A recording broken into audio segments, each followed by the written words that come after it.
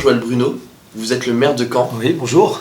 Comment êtes-vous arrivé à la politique? Je m'y suis intéressé assez jeune, et puis après, vous savez, c'est les circonstances de la vie qui font qu'à un certain moment, vous faites des rencontres qui vous amènent jusqu'à se présenter à une élection.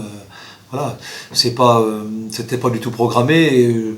Et, quand j'étais petit, très loin de Caen, je pensais pas forcément devenir maire de Caen un jour, ça c'est très clair. Mais voilà, la vie, c'est pas écrit à l'avance, donc voilà, ça s'est écrit comme ça, tant mieux.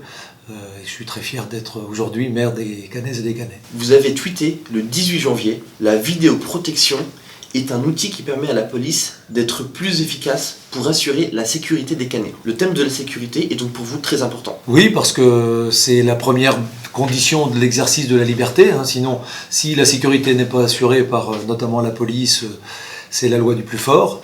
Et la sécurité, c'est d'abord la protection des faibles, des plus faibles.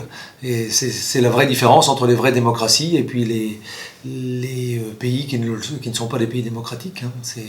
Et donc, c'est évidemment pourquoi la sécurité participe complètement à la qualité de vie au quotidien. Vous avez parlé de protection des plus faibles. Est-ce que la ville de Caen fait quelque chose pour la sécurité des sans-abri face au froid, face à la faim? La ville de Caen, depuis d'ailleurs longtemps, a mis en place un certain nombre d'équipements ou de dispositifs. On a aujourd'hui un lieu qui s'appelle La Boussole, qui est destiné à accueillir les sans-abri pendant la journée. On a un lieu de nuit qui est situé à la demi-lune. Et puis, il a été créé aussi le restaurant social qui permet d'accueillir des personnes effectivement, qui sont dans la rue pour au moins avoir un repas chaud le midi.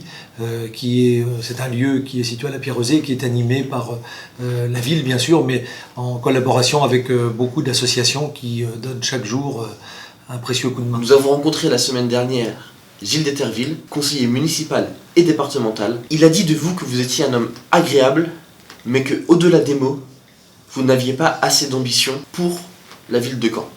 Est-ce que chez vous, ce n'est donc que du blabla? Bon, écoutez, après ce sont les Canaises et les Canais qui jugeront, mais les projets que nous portons aujourd'hui démontrent qu'au contraire, si j'ai passé beaucoup de temps à travailler sur les fondations, notamment sur les aspects financiers, budgétaires, c'est justement pour que Caen retrouve une nouvelle ambition. Donc nous avons conforté notre place dans la Normandie en accueillant le siège du conseil régional. Nous allons nous transformer en communauté urbaine, donc pour compter parmi les grandes agglomérations de ce pays. Et puis nous allons, par exemple, en matière d'ambition, affirmer toute la centralité de Caen en rénovant complètement le centre-ville commerçant pour lui donner une nouvelle attractivité. Et donc Monsieur d'Eterville, je pense, jugera. J'attends pas qu'il dise que je suis à la fois agréable et ambitieux, mais qui sait, comme je considère que je suis déjà agréable, bientôt il va aussi me trouver une seconde qualité. Pour la dernière question, ça ne sera pas un amateur comme moi qui va vous poser la question. Celle qui va vous poser la question est redoutée par toutes les personnalités politiques. Je vous laisse face à elle. Bonjour monsieur le maire. Maintenant la question ultime. Avez-vous déjà joué à la bataille navale? Oui, je jouais à la bataille navale, notamment au collège. Mettez le contexte politique. Merci. Merci. Merci, madame.